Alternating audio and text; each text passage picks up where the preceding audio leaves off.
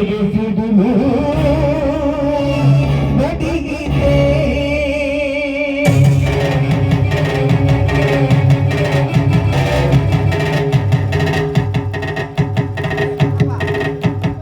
ಪ್ರೀತಿಯ ತಪ್ಪನಾದ ರುದ್ರಪ್ಪನಿಗೆ ನಿನ್ನ ಮುದ್ದಾದ ಮಗಳು ಅಂಬಿಕಾ ತಿಳಿಸುವುದೇನೆಂದರೆ, ಅಪ್ಪ, ನನ್ನ ತಾಯಿ ತೀರಿ ಹೋದ ಮೇಲೆ ನನ್ನನ್ನು ಮುದ್ದಾಗಿ ಬೆಳೆಸಿ ವಿದ್ಯೆಯನ್ನು ಕಲಿಸಿ ದೊಡ್ಡ ವಿದ್ಯೆಗಳಂತಾಗಿ ಮಾಡಿದಿರಿ.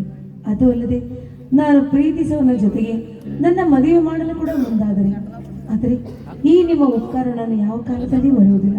ಅಪ್ಪ, ಮನೆಯಲ್ಲಿ ನೀವು ಯಾರೂ ಇರಲಿಲ್ಲ.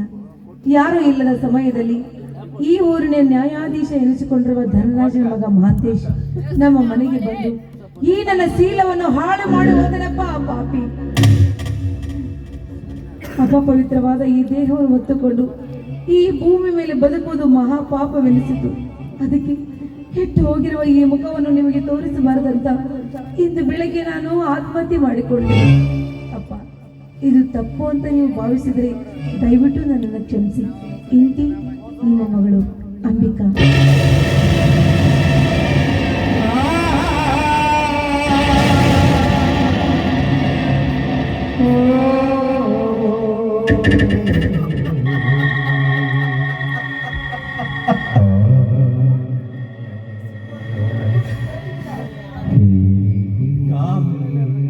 ಮಾಂಗಲ್ಯ ಕಟ್ಟಿಸಿಕೊಂಡು ಮುತ್ತೈದೆಯಾಗಿ ಮಾಡಿಕೊಂಡ ಗಂಡನ ಮನೆಗೆ ಹೋಗಬೇಕಾದ ಮಗಳು ಮಸಣಕ್ಕೆ ಹೋದಳು.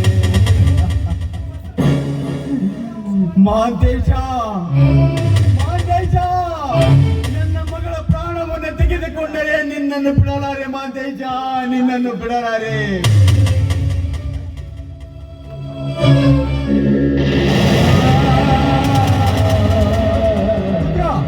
ಎಲ್ಲಿಗೆ ಹೊರಟಿರುವೆ?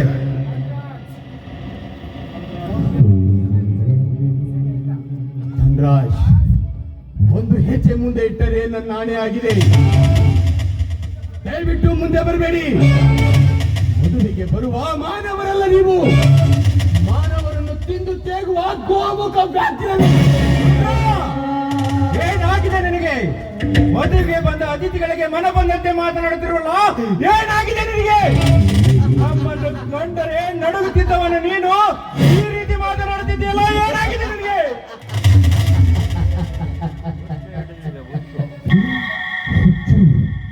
ಹುಚ್ಚು ಹಿಡಿದಿದೆ ನನಗೆ. ಎಚ್ಚರ ಹೇಳುವವರ ಮನೆಯಲ್ಲಿ ಕಿಚ್ಚು ತಾಳಲಾರೆ ದುಡಿದಿನಲ್ಲ. ಹುಚ್ಚು ಹಿಡಿದಿದೆ ನನಗೆ, ಹುಚ್ಚು ಹಿಡಿದಿದೆ. ರುದ್ರ, ನೀನು ಹೇಳುವ ಮಾತು ನಮಗೊಂದು ಅರ್ಥ ಆಗ್ತಿಲ್ಲ. ಯಾಕೆ ಇಷ್ಟೊಂದು ವಿಚಿತ್ರವಾಗಿ ಮಾತಾಡ್ತಿದ್ದೀಯಾ? ನಮ್ಮನ್ನು ಕಂಡ್ರೆ ಗೌರವದಿಂದ ಮಾತನಾಡುವನ್ನು ನೀನು ಇಂದು ಏಕವಚನದಲ್ಲಿ ಸಂಬೋಧಿಸ್ತಾ ಇದೆಯಲ್ಲ, ಅದು ಅಲ್ಲದೆ ಇವತ್ತು ನಿನ್ನ ಮಗಳ ಮದ್ವೆ ಅಲ್ವೇನೋ?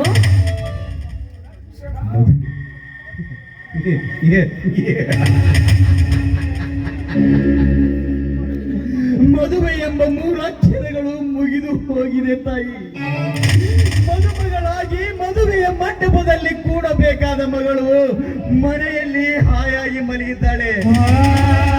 ನೀವೇ ನೋಡಿದರೆ ಅಂದರೆ ನೀನು ಹೇಳುವ ಮಾತು, ಮದುಮಗಳಾಗಿ ನನ್ನ ಮಗಳು ಏನಾಗಿದೆ ನಿನ್ನ ಮಗಳಿಗೆ? ಮದುಮಗಳಾಗಿ ಮದುವೆ ಮಂಟಪದಲ್ಲಿ ಕೂಡಬೇಕಾದ ಮಗಳು ಮಸಣದ ಮಲ್ಲಿಗೆಯಾಗಿ ಆತ್ಮಹತ್ಯೆ ಮಾಡಿಕೊಂಡಿದ್ದಾಳೆ.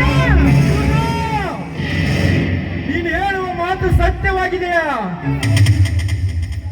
ಸತ್ಯದಡಿ ಸತ್ಯ.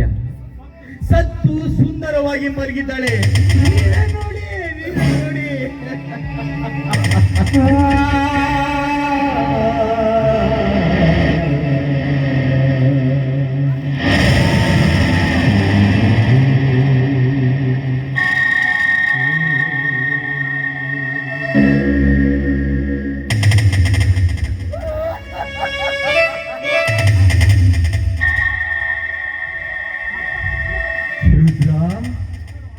ನಿನ್ನ ಮಗಳ ಆತ್ಮಹತ್ಯೆ ಮಾಡಿಕೊಳ್ಳುವ ಆಪತ್ತಾದರೂ ಏನಾಗಿತ್ತು?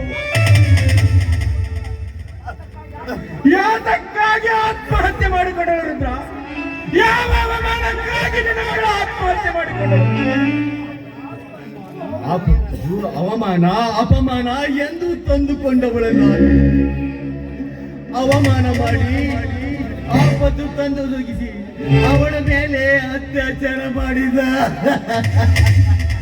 ಯಾರವರು? ಯಾರವರು? ಯಾರವರು? ಯಾರು ಚಂದನ? ಯಾರು ಕುಲಪಾತಕ? ಹೇಳು ರುದ್ರ, ಹೇಳು. ಆ ಕುಲಪಾತಕ ಬೇರೆ ಯಾರು ಅಲ್ಲದೆ ಈ ನಿಮ್ಮ ಪವಿತ್ರವಾದ ಉದರದಲ್ಲಿ ಜನಿಸಿದ ಆ ನಿಮ್ಮ ಮಗ ಮಹಾಂತೇಶ.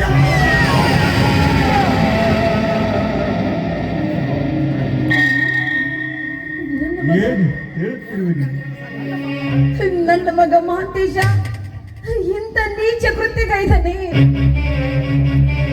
ಹೌದು, ನಿಮ್ಮ ಮಗ ಮಾಡಿದ ದುರಂತವಿದು. ನೀವೇ ನೋಡಿ.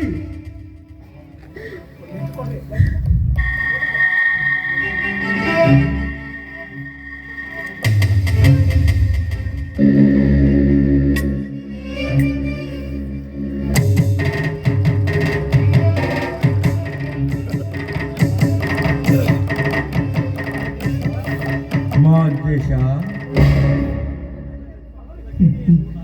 ಮಹಾಂತೇಶ, ತೋಟದಲ್ಲಿ ಸಾಕಿದ ಗಿಳಿ ಎಂದು ನಾನು ತಿಳಿದಿದ್ದೆ. ಆದರೆ ಹಸಿ ಮಾಂಸ ತಿನ್ನುವ ರಣಹದ್ದಿನ ನಾನು ತಿಳಿದಿರಲಿಲ್ಲ. ಮಹಾಂತೇಶ, ನನ್ನ ಮಗ ಮಹಾಂತೇಶ ಇಂಥ ಮೋಸದ ಕೆಲಸ ಮಾಡ್ತಾನ